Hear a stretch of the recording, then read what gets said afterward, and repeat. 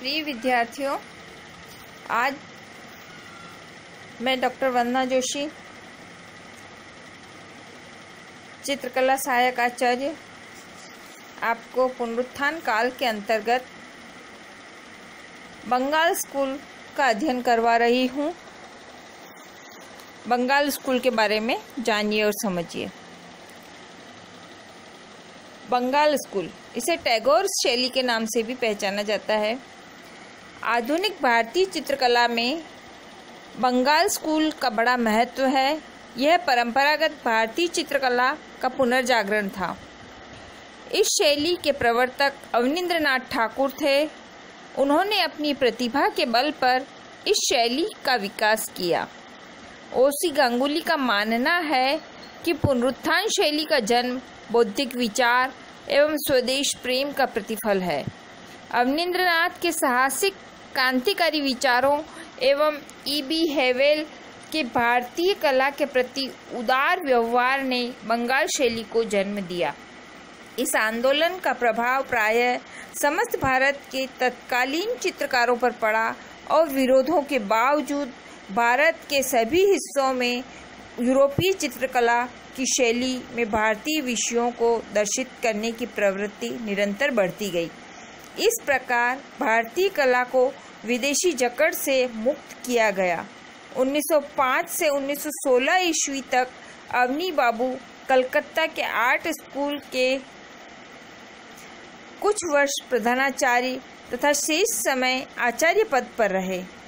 उनके प्रमुख शिष्य नंदलाल बसु, शांति निकेतन कलकत्ता, असित कुमार हलदार लखनऊ कला विद्यालय के प्राचार्य बने, क्षितेंद्रनाथ मजूमदार इलाहाबाद, वेंकटप्पा मैसूर, नागहट श्रीलंका, समरेंद्रनाथ गुप्त लाहौर कला विद्यालय के प्राचार्य, हकीम मोहम्मद देवी प्रसाद राय चौधरी मद्रास कला विद्यालय में प्राचार्य, पुलिन बिहारी दत्त बम्बई, शैलेंद्रनाथ डे जयपुर, रविशंकर रावल गुजरात, मुकुल डे, मनीष डे, शारदा चरण उकील दिल्ली, अब्दुल रहमान चुगतई आदि थे। इन शिष्यों ने तथा शिष्यों के शिष्यों ने इस कला शैली को अपनी संरचना तथा प्रयोगों द्वारा विकसित एवं समृद्ध ही नहीं किया, अपितु उसे देशव्यापी स्तर पर पहुंचाया और जो शैली विकसित हुई वह टैगोर शैली के नाम से पहचानी गई। बंगाल स्कूल की विशेषताएं। यह कला भारतीय परंपरा से अनुप्राणित है। रेखांकन के महत्व को पुनः प्रतिष्ठित किया गया है। बंगाल स्कूल के कलाकारों ने चित्रकृतियों में गति लाने व लय, रूपांकन इत्यादि के पूर्ण विकास के लिए स्केचिंग को आवश्यक माना। रंगों में भड़कीले छाया प्रकाश का प्रयोग नहीं किया गया। उनके स्थान पर शांत रंग योजना का सहारा लिया गया। वाश पद्धति को बंगाल के अधिकांश चित्रकारों ने अपनाया। इसमें चित्र सीमा रेखा बनाकर रंग भरकर कागज को पानी में डुबोकर रंगों को फिक्स किया जाता था। बार बार इस प्रक्रिया को दोहरा कर चित्र पूर्ण किया जाता था।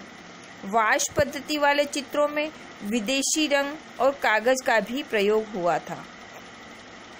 इस शैली के चित्रों में जापानी, चीनी और पाश्चात्य शैली का सम्मिश्रण मिलता है। संपूर्ण चित्र को सरलतम व्यवस्था में संयोजित किया गया।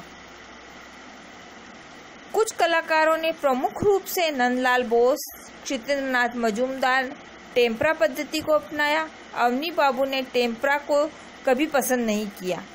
इसका विकास नंदलाल बसु की देन है। यह तकनीक भारतीय परंपरा के बहुत समीप थी। छाया प्रकाश का नाटकीय प्रभाव उत्पन्न करने का नंदित प्रयास किया गया। यहाँ यूरोपीय यथार्थता का जोर समाप्त हो गया था। विषय वस्तु में पौराणिक कथाएं, सामाजिक जनजीवन व प्रेम आख्यान, ऐतिहासिक प्रसंगों को अधिकता के साथ चित्रित किया गया। इस प्रकार अवनी बाबू ने मुगल, यूरोपीय व जापानी चित्र शैलियों को मिलाकर एक नई राष्ट्रीय शैली बनाई, जो उस समय के स्वदेशी के राजनीतिक आंदोलन से मेल खाती थी। अपनी उक्त विशेषताओं के कारण इस कला आंदोलन को बंगाल स्कूल पुनर्जागरण चित्रकला या टैगोर शैली पूरे विश्व में ख्याति मिली। इन पुरानी सृजनशील प्रवृत्तियों का पुनर्जागरण श्री E.B. हेवेल और अवनींद्रनाथ टैगोर के सहयोग से हुआ। एर्नेस्ट विनफील्ड हेवेल का जन्म 16 सितंबर 1861 ईस्वी में हुआ। E.B. हेवेल के बारे में हम थोड़ा जान लें, क्यों कि पुनरुत्थान काल में नींव की ईंट का काम हेवेल महोदय ने ही किया।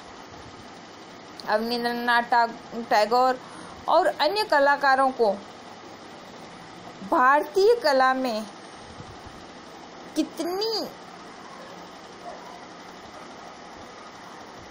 विपुलता है, वैभव है और खजाना है, ये सोच और समझ डालने का कार्य E.B. हेवेल का रहा।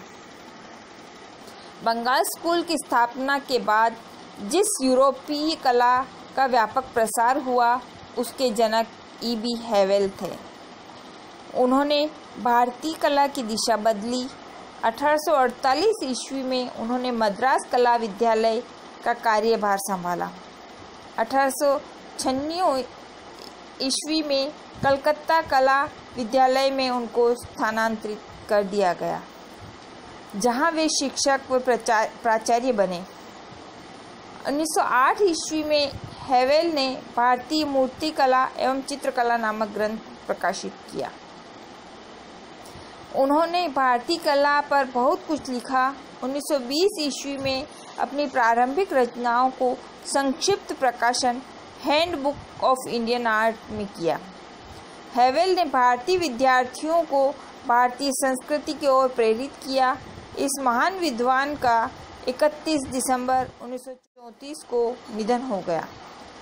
बच्चों, कल हम पुनरुत्थान काल के अग्रणी कलाकार अवनींद्रनाथ टैगोर के बारे में पढ़ेंगे।